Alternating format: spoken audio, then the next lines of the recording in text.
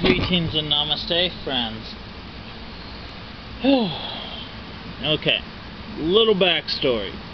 Third time I've tried recording this. We'll see how well this works. Anyway, today I'm talking about crafting and spiritualism. A lot of people are very crafty and make their own handmade stuff. I am one of them. I try to make most of my stuff myself. But I acknowledge most people are not everyone is crafty. That's fine. We all have our own strengths and weaknesses. Even I can't craft everything I want or use myself. So I go to other people who can craft it for me. Now, you might be asking yourself, why handmade? Why can't I just get something from a mass-produced shop?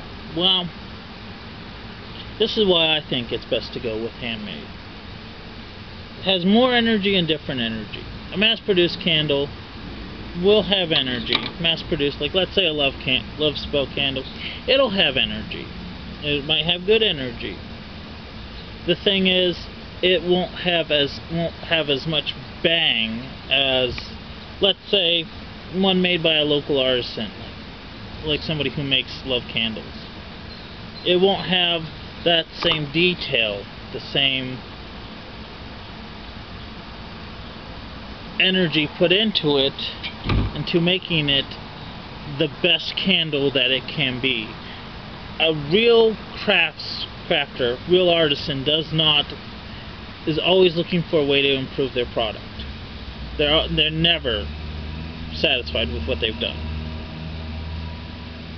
That's one reason. It'll have a different energy, won't have that, I call it the hive mind energy.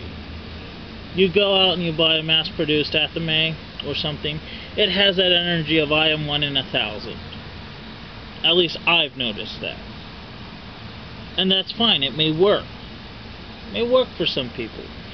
But if you go to one that's 1 of 1, you know, might have been, or if it's semi-mass produced or even hand produced itself, it has that energy of I am here, I am an extension of you, I am for you, and it actually calls you better.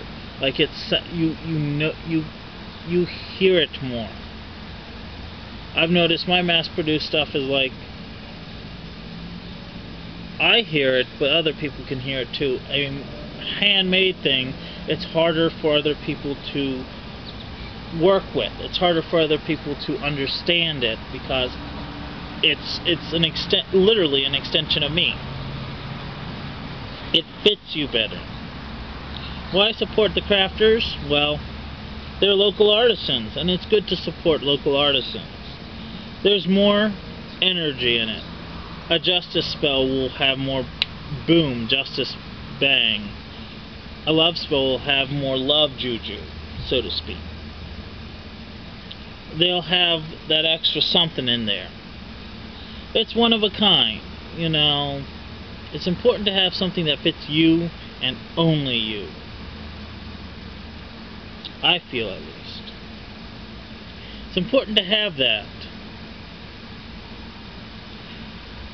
Like, some of my favorite shops on Etsy, like Rag Trader Vintage and I Am Knight, they make handmade stuff. I Am Knight makes hoodies that look like real knight's armor.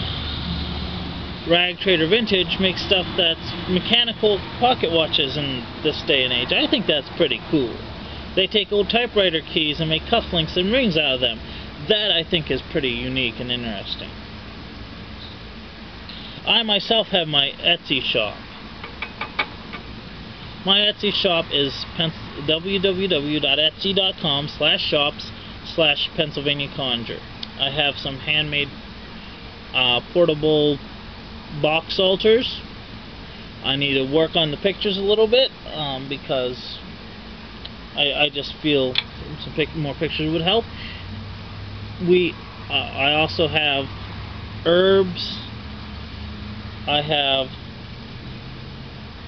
all kinds of things for conjure. I also have, I'll be putting up some handmade Athames. I'll be putting up charm boxes and such.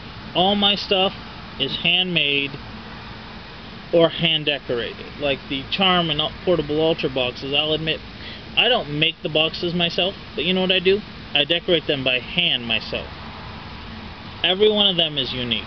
Every one of them is decorated differently.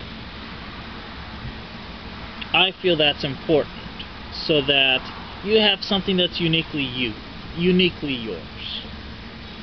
I believe in that thoroughly. We're also expanding into some other areas.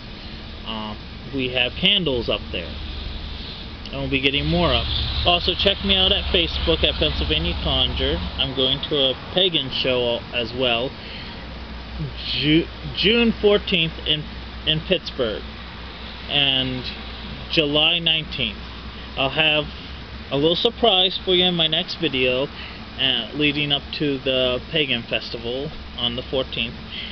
I'll give you the date and time of where I'll be, and I'll have that little surprise. Anyway, check back with me in a little bit. Thank you and namaste, friends.